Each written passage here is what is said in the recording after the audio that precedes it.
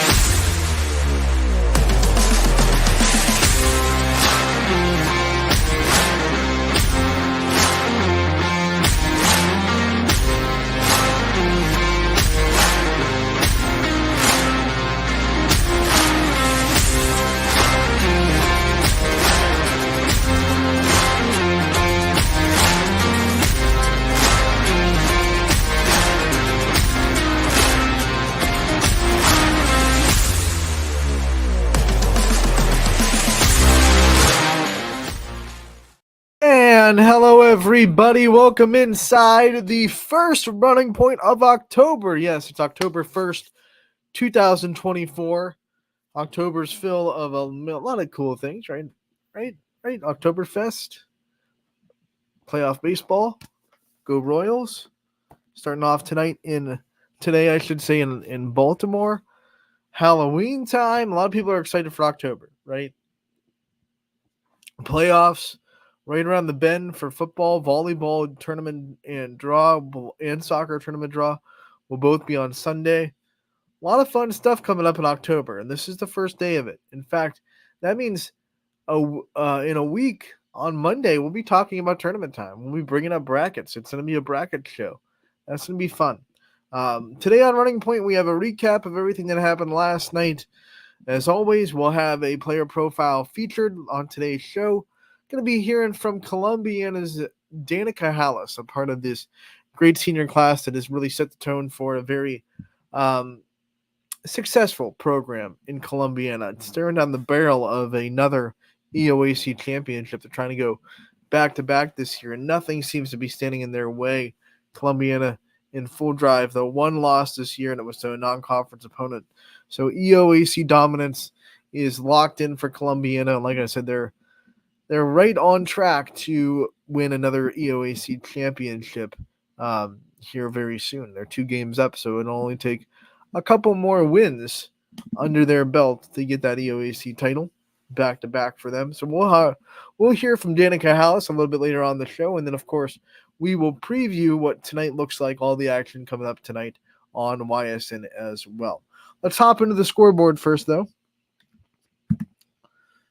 The YSN scoreboard is a great and easy tool for the YSN fans to use, whether you are at one of the games or watching one of our broadcasts. Either way, you don't want to look away from the screen for too long. And the YSN scoreboard is a great and easy way to get live, updated scores from across the YSN family. Whether they be your heated rivals or your best friends, there's no better way to find out what they're doing than the YSN scoreboard. It can be found at ysnlive.com/scores, and it is proudly presented by Burnett Pools, Spas, and Hot Tubs. Monday, September 30th, the final day of September. And we had a lot of results come in. Big one in West Branch. Girard goes on the road, beats the Warriors in 5. A thrilling victory for the Indians. It's a big week for them. You look at the 4 days. 4 days in a row they're going to play, all against very quality teams. West Branch last night. Tonight they have 13-win Hubbard. Then they go and play at Marlington on Wednesday, and then Lakeview on Thursday. If they get past Hubbard tonight, that Lakeview game will be a battle for first place in the NE8 and a de facto championship. It won't be clinched yet. Both teams have, whoever wins has a couple of games still to wrap up. But the way the NE8 has been going so far, no one's been able to really touch those two. So if Girard gets past Hubbard tonight, and if Lakeview takes care of their business tonight, that Thursday night game becomes as close to a championship as you can get without it being official. First place would be on the line for sure. Lakeview wins, they get the outright. If Girard wins, they'd move into a tie with Lakeview. That'll be on Thursday night in Girard. So a big win for the Indians tonight. Last night, though, as they go to West Branch and get the 5-set win. Perry beats Orange in straight sets. Perry climbing that power rankings board. They had 5 wins last week. They stay hot, and they get a win against Orange to start the new week. Beaver Local gets the sweep over Carrollton. Aaliyah Ivanko becomes a member of the 1,000 Assist Club for Beaver Local, so we want to congratulate her on that feat, and we want to congratulate Beaver Local on the win in straight sets. East Liverpool also with a win in straight sets over Salem, 3-0 the final score there. Hubbard gets the straight set victory over Brookfield, 3-0. Southern Local and Cheney doing battle. Southern all over it in a sweep. Pymatuning Valley gets the sweep over Grand Valley. Columbiana gets the sweep over Latonia. You have Lisbon. Remember they won the first round, 3-2. Heartland gets their revenge with a sweep of the Blue Devils at home in straight sets. Wyndham with the straight set victory over Lordstown. Campbell got a really big battle from Lowville. All 3 sets were competitive, but at the end of the day, they made the plays down the stretch. They got the win in 3 sets over Lowville. Louisville gets a win over Claymont, 3-1. A good bounce back for Louisville after a tough trip to Hoban on Thursday. McDonald gets the sweep of Western Reserve in straight sets. Upset in Waterloo. The 4-win, now 5-win Waterloo Vikings take down Middle Ridge in 5 sets, 3-2. A big win for Waterloo. They've been playing well. I had them last Thursday. They've been starting to find a lot of confidence and balance in that offense. I think their libero in Eddie is really good. And then their setter, another Eddie, and Breland Eddie is also starting to find her rhythm as well, spreading out that ball. I saw the ball pretty spread out on Thursday, which is good for your offense. You got the right side involved. Adriana Rebecki is obviously their biggest threat, but they have other people stepping up big time and swinging. Chrislyn Kerr getting her share of kills. So Waterloo is a dangerous team, and Middle Ridge finds that out the hard way on the road. Howland gets the straight set victory over Poland. Springfield wins in 3 over Sebring. South Range gets the 4-set victory over Ursuline, dominating the last set after the first 3 sets were pretty competitive. South Range won the first set 26-24. Ursuline came back 1 set 2, 20-20, 25-20. Then South Range just gradually grabbed momentum towards the end of the third set, winning at 25-17, and then winning the 4th set in dominating fashion, 25-11. 13 service aces on the night for South Range. They're a good serving team. They put a lot of pressure on teams. That brings their season total as a team to 188 aces. And they had a really balanced offense last night. 3 separate hitters with 8 kills. So, normally for South Range, it's to Anna Toy, doing all the work. And this night they had a balanced offense with Toy getting 8 kills, Hayden Carey from the right side getting 8 kills, and then Taylor Dato out of the middle getting 8 kills as well. Love seeing the Raiders get the middle involved. Middle blockers are so important in the flow of volleyball. If you can get your middle involved, you do a lot of special things on the outside. So South Range looked really good in this win over Ursuline. Cardinal Mooney breaks their losing streak. It was 8 straight for the Mooney, a very tough schedule. You had the likes of Crestview, Fitch, Howland, Boardman, Warren JFK, Canfield. I mean, there were just a gauntlet of teams that were coming into Mooney. But they get the win against Warren Harding in straight sets to give them a little bit of a reprieve and hopefully some momentum heading forward into the rest of their season. Conneaut gets the 4-set victory over Seneca out of Pennsylvania.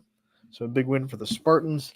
Garrettsville Garfield, they fall to Lake Center Christian in 4, 3-1 the final there.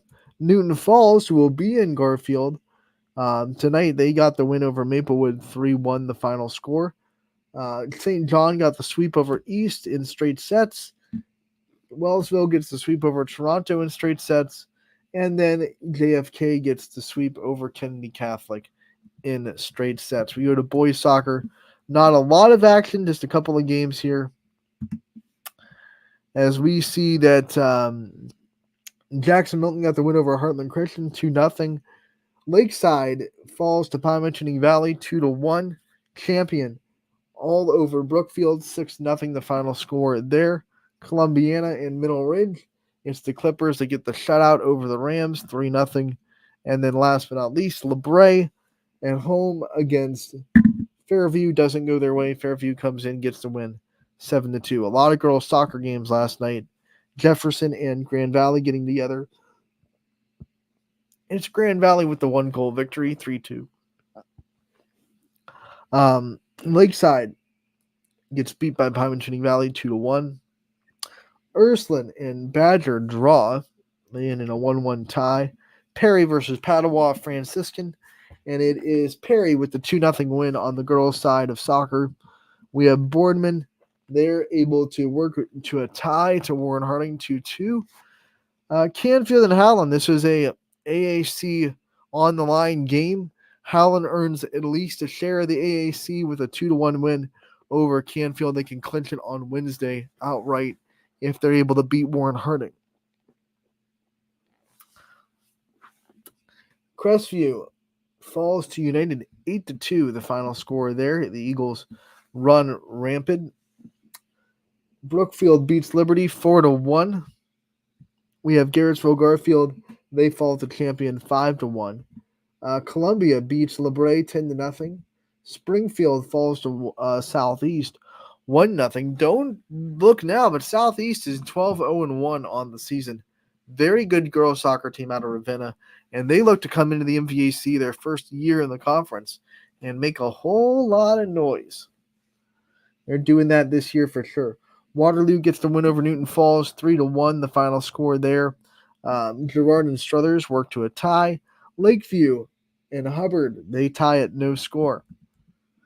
Poland gets beat by Niles 1-0. That's a big win for the Dragons. And then Alliance gets the better of Louisville 4-2, the final score in that one. So a big night for girls soccer. A lot of those teams will be back in action on Wednesday as they're trying to get their final prep before tournament time. Remember, the tournament draw for soccer and volleyball is going to be on Sunday. So when we come back on Monday, we will definitely know the brackets for these sports, and we'll talk about those for sure. Volleyball records are due on Wednesday, so everything that happens up until Wednesday will be considered for volleyball seedings. The volleyball seeding will still be handled by coach vote. So unlike basketball, which we'll see in the winter, which is strictly based on the Max Preps ratings, volleyball will still be handled by the coaches. Some coaches are a fan of it, some coaches aren't. We'll see how that turns out. I think the OHSA is gradually getting to a point where they will just use the rankings for Max Preps. I think they want to try it a little bit more in basketball, get it ironed out and perfected before they go, universal in all sports minus football. So for now, we see coach vote in everything outside of basketball, but I think that'll be changing in not too long because basketball last year worked pretty well. Still a few kinks that I think the OHSA needs to work out, but when they get that fixed and they get that perfected, I think they're just going to blanket it and say, coaches, you don't have to worry about voting anymore. You just have to, worry about where you want to go as far as the brackets. It's going to be really interesting. 4 district brackets through 7 divisions in volleyball. This is the first playoffs or tournaments where we'll have the elevated divisions. So we'll have 7 divisions in this volleyball tournament season. And I'm excited for the teams that, are in a much more favorable position to make deep runs. There are a lot of teams out there that were Division 4 technically, but they were a lot smaller than a lot of Division 4 teams that I think could make a big run. And there are some teams that I think are on the other end of the spectrum that were maybe big, or I should say small in D2 that are now, bigger D4 teams. It's going to be fun to see where everyone goes. D5 is going to be a monster because you got Girard in D5, you got Crestview in D5, you got Columbiana in D5. Those are all teams with at least 14 wins. And then you have, of course, the big monster in Division 5 in Lake Center, Mineral Lake Catholic, sitting right there in Division 5 as well. So those 4 are probably, in my opinion, going to be the 4 top seeds in the brackets if one of them doesn't go after the other. Assuming that they all avoid each other, which isn't a given. We've seen 2 seeds go right after the 1 seed. That's definitely possible. But it'll be interesting to see if those 4 avoid each other, and those are the 4 top seeds in the brackets, where some of these teams decide to go. I'm looking at some of these teams like in the NE8 that are Division 5, like South Range. Do you go to a Girard team where you're familiar with them? You know exactly what you're going to get. Yes, you've lost 2 games to them, one of them in 4 sets, one of them in 3, but there are no surprises. Do you go after Lake Center? I keep calling them Lake Center Christian because we talked about their game last night. Do you go to Middle Lake Catholic, who will probably have an easier bracket overall and try to get yourself to the district championship? Do you go and attack Columbiana, who, you feel like maybe you play a better schedule than? Or do you go right at Crestview and say, hey, if we're going to be the best in the area, we want to beat the best in the area? That'll be a very fun idea where teams go. I think overall, though, Crestview and Lake Catholic will have probably the easier brackets overall, because I think a lot of teams are going to avoid those 2 and go into Girard and Columbiana's bracket. But we'll see. Sunday's when we all find out. The records are going to be finalized on Wednesday, so Wednesday's the last day the coaches can submit the records. We'll probably have a seating on Saturday where all the teams are seated, and then we'll have the bracket breakdown on Sunday, and we'll be able to talk about it on Monday. So fun times ahead on this show today. We are going to take a break. When we come back, we have a player profile to feature from Columbiana, Danica Hallis. She'll be coming up next on Running Point, brought to you as always by our good friends over at Greenwood Chevrolet in Austintown. Back in a bit. 21 News delivers the news as it happens, using the latest technology from where it happens. Live here outside the Mahoney County. On air, online, Wednesday afternoon weather update. Very dangerous. and on the 21 News social media platforms. I'm on the road right now. 21 News, the Valley's only locally owned source for trusted news since 1953. Craftsmanship to us is 60 years of pride and dedication. Passed down from generation to generation. The hardwood floors that your kids take their first steps on. The solid wood doors you quietly close at night. The things we create day in and day out are the products that end up turning your house into a home. At Baird Brothers Fine Hardwoods, uncompromising quality and craftsmanship built our business. And it will keep us moving forward for generations to come. Going the extra mile at Greenwood Chevrolet means we want to take care of the community that takes care of us too. And we have to work together always. And that's how you stay in business for 40 years. You know, I love being a helper because when I help somebody, it makes me feel good. It means a lot that I can make a difference in others' lives. So I will do everything I can and just being there for them every step of the way. I want them to know within the first 5 minutes that they could depend on me. That's what going the extra mile means, only at Greenwood Chevrolet. Before the lights come on, before the workday begins, before a long day is ended, or it's time to have fun, it all starts with the people at Joe Dickey Electric. From replacing a light fixture in your home to building a substation for your business, no job is too big or too small. The people of Joe Dickey Electric power them all. Joe Dickey Electric, over 60 years of powering the Mahoning Valley. Welcome back to Running Point on ysnlive.com, brought to you by our good friends. You just heard from them in that break. Greenwood Chevrolet in Austintown. They go the extra mile for you. We try to do the same here on this show every single day.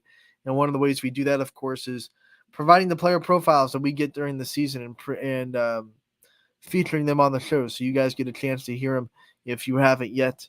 We're going to continue to do that today with Columbiana's own Danica Hallis, a part of a big senior class that has really set the tone for the whole program, looking to go back-to-back in the EOAC and make a deep tournament run this year is Columbiana. And we will hear from Danica now. And what a great interview it was. Hope you guys enjoy it as much as I did conducting it. Anthony Hartwig here, and we are back in Columbiana. Another volleyball player profile. We're joined by another senior as well, Danica Hallis. Danica, thank you so much for taking the time to join us today. Thank you for having me. So senior year, the first question is always, what's it like? What's the emotions like to get through senior year and to know that it's your last ride? It's a bittersweet feeling. We have 9 seniors this year, and those girls are like family to me. We really like to go out on the court and just cheer for everything and just play the game that we love, and we do it very well. You 9 have been playing together for so long. Yeah. And you're a core group. What's this season been like, just to spend it with them and to treasure one last year on the court with them? When I say that our bond is unmatched, those girls, are like sisters. We do everything together. One big thing I will say is the locker room before games are always so hype. We're all listening to music and we're all getting ready to go out there and hopefully to come out with a win. And it's a special feeling. Now, this might be hard because I know this Columbiana team has a lot of very high energy players, but who's the hype man, right? Who's the person that always gets you guys fired up? I will definitely say Ava Heinrich. She goes out there and she is just a huge bundle of energy, and she always gets us girls going. I think if anyone watches Ava play, they wouldn't be surprised by that. Yeah. Talk about, has it sunken in yet that you're a senior? Has the reality hit, or do you think it won't hit until towards the end of the season? So basically it's our biggest thing is winning, and we always go into practice and work very hard for what we want to accomplish. And our coach always tells us that volleyball is a game of mistakes, and we always walk into practice and we practice how we play. So that's a big thing for us. We know that this team has very high team goals. What were some goals that you set personally that you wanted to try to accomplish yourself before you graduated? Yeah, so definitely EOAC, which we accomplished last year. But this year I've accomplished diversity. They have me playing outside, middle, and right side in the front row, which I've never done before, and that's been a huge thing. So from freshman year up to senior year, the diversity thing is a big thing for me, and I think I've overcome that really well. You're playing everywhere, right? And every kind of position, although they're similar in the front row, it has a little bit of difference to it. What's it like transitioning during a match from all three?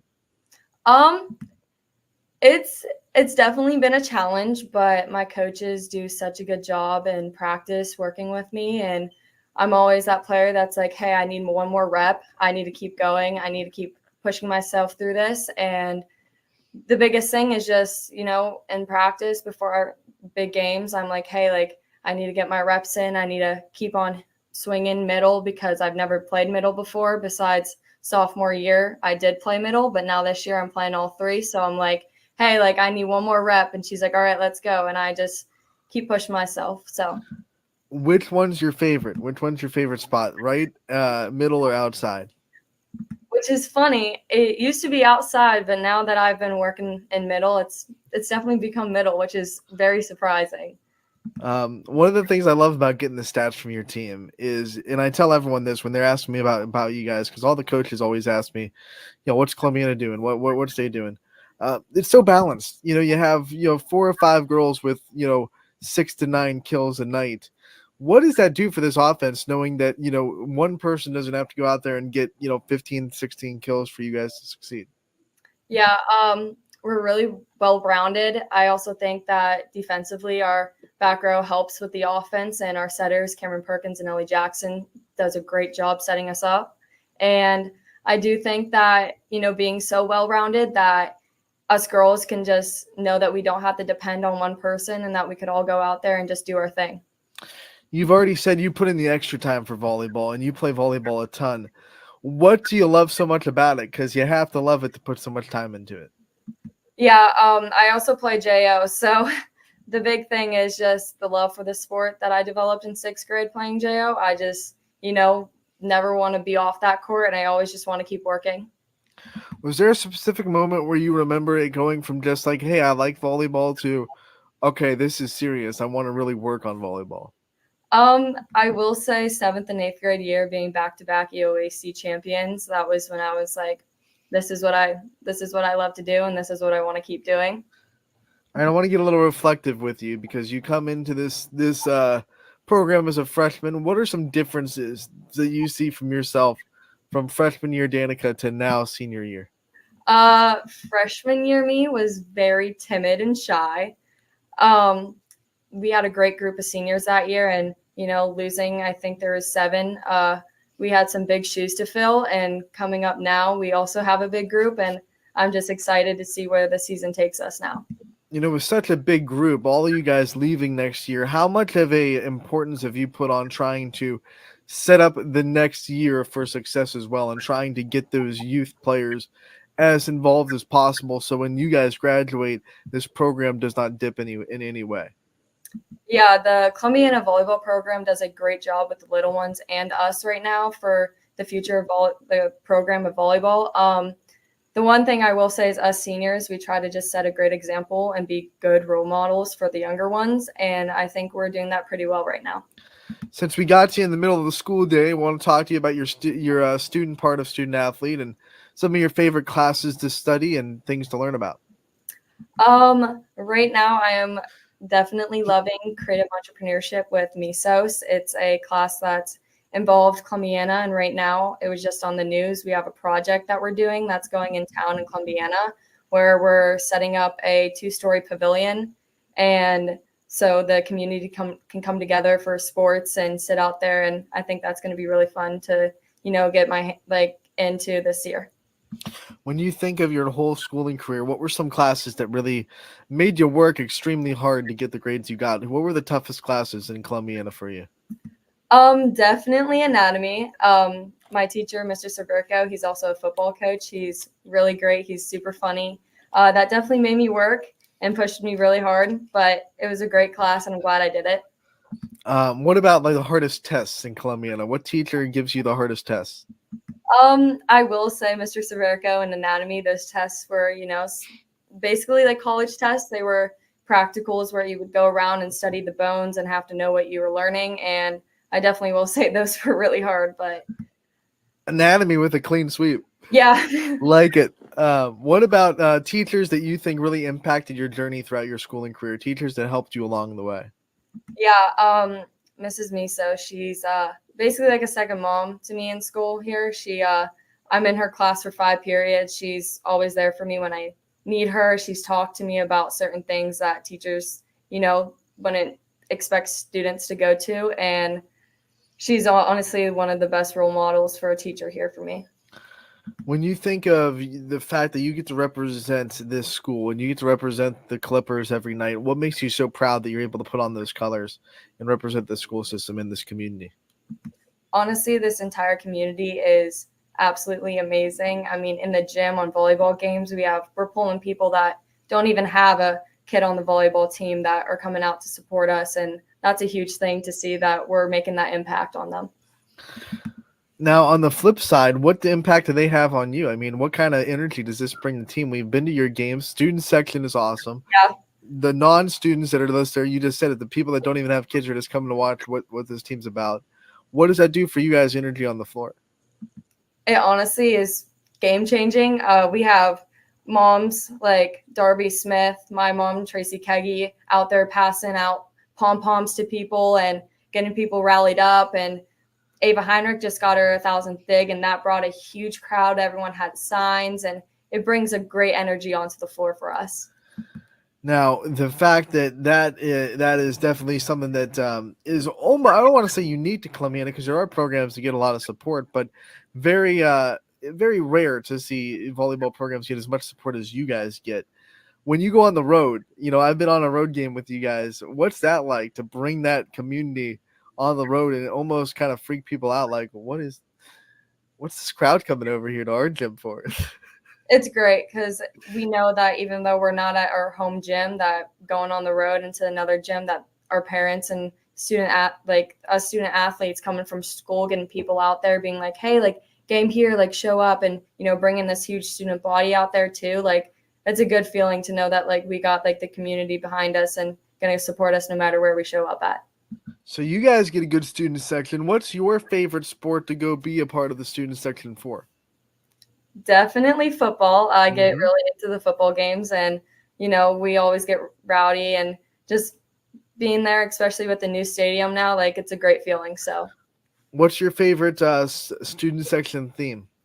Oh, we haven't done it yet, but we just came up with Minion Night. So we're all going to dress up as minions, and I'm so excited for that. Okay, so who do you think on the team, because I'm guessing the whole team probably going to be there, who has the best minion voice?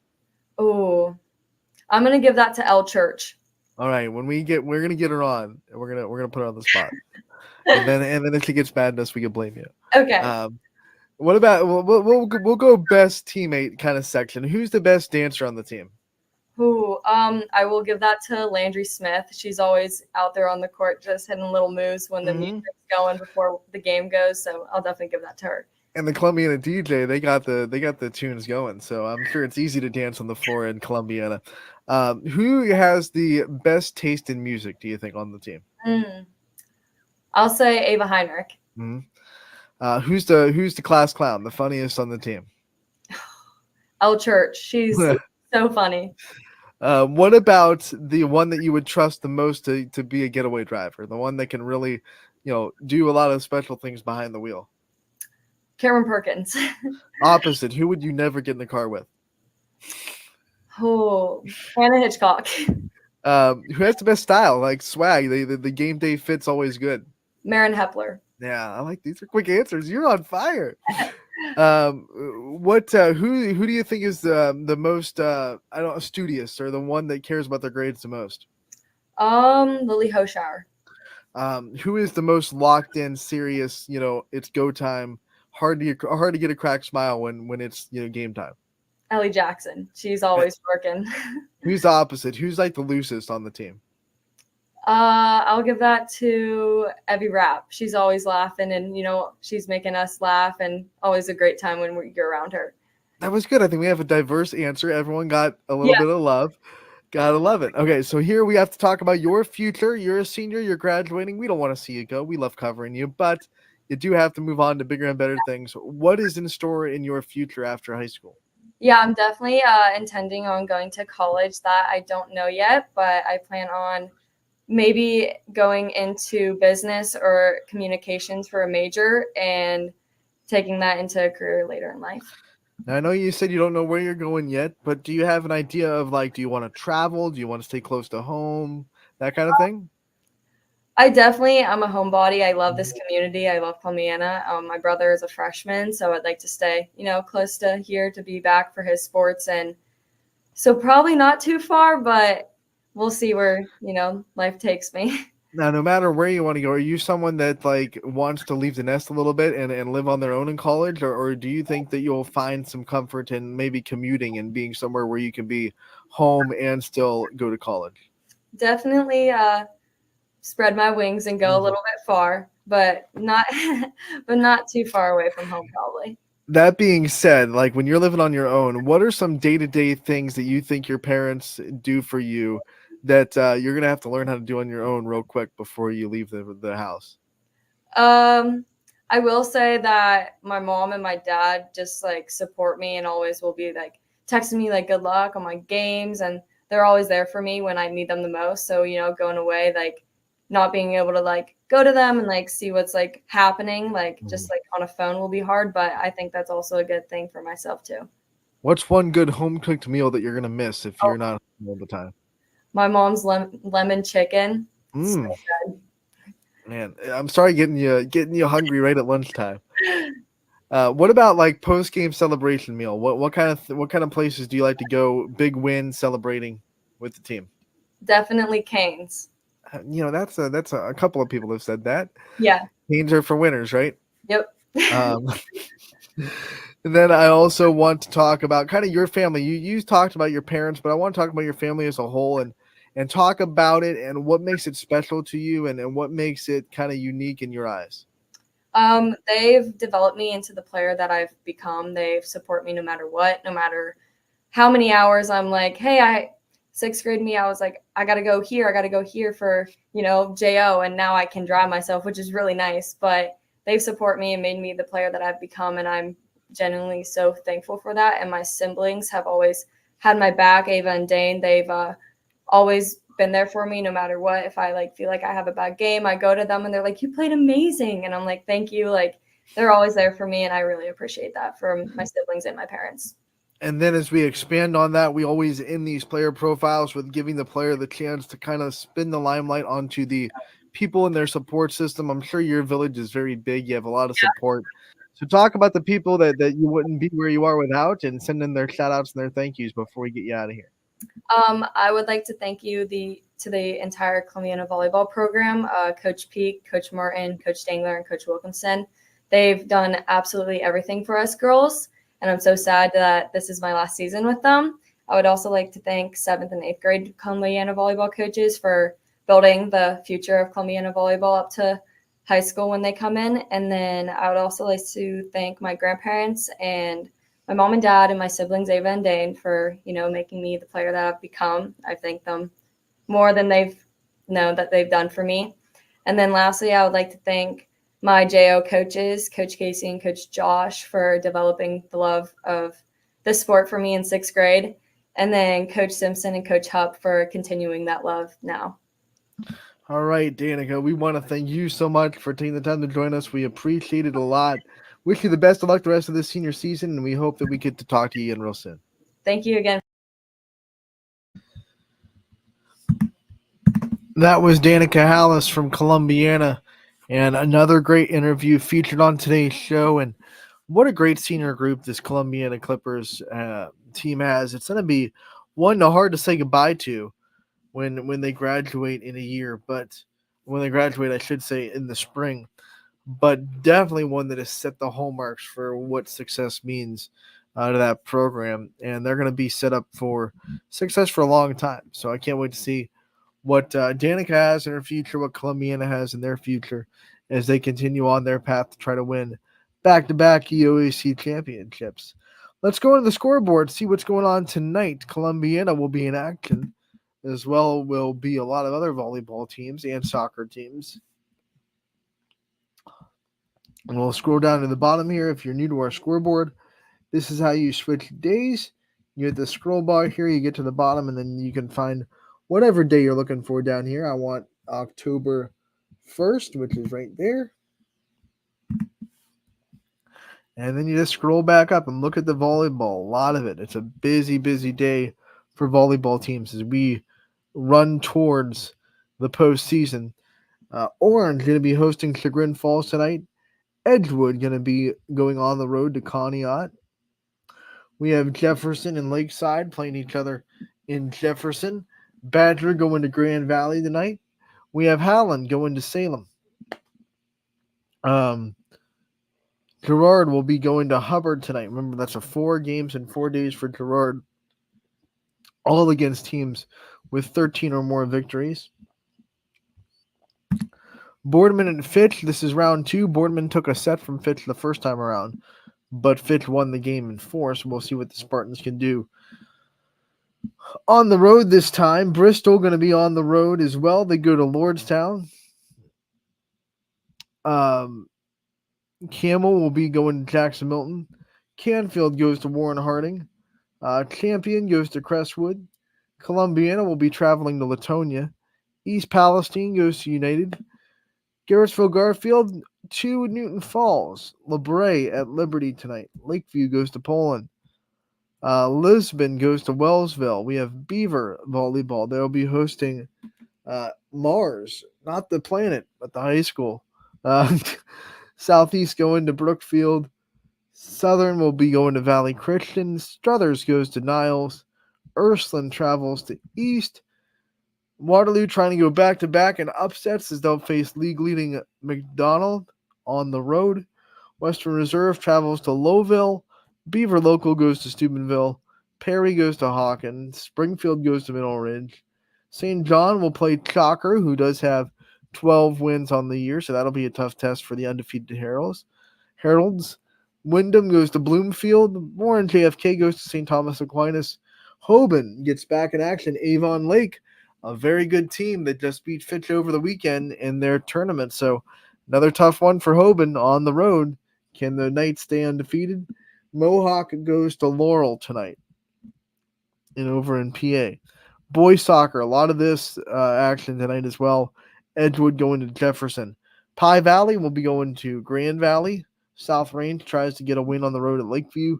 Perry will be hosting Open Door Christian. Boardman goes to Warren Harding. Canfield goes to Howland. We have West Branch, who will be hosting Salem in the rivalry matchup. St. Clairsville going to Beaver. Local, that's the wrong Beaver logo, so we apologize for that. Beaver Local, not Beaver. But St. Clairsville will be there. East Liverpool will be at Cambridge tonight. Bristol goes to Mineral Ridge. Carrollton goes to United. Matthews going to be hosting Badger. We have Lakeside going on the road to Brooklyn. Girard will be going to Hubbard. We have Poland hosting Niles. Hoban on the road. They'll be at University School. Orange will be hosting Gilmore Academy. Beaver, the Bobcats, will be at Hopewell. And then on girls soccer, we have 3 games in action tonight. Pymatuning Valley will go to Grand Valley. Columbiana travels to Springfield. Edgewood goes to Harvey. Let's see what will be on the network tonight when we go into our broadcast schedule.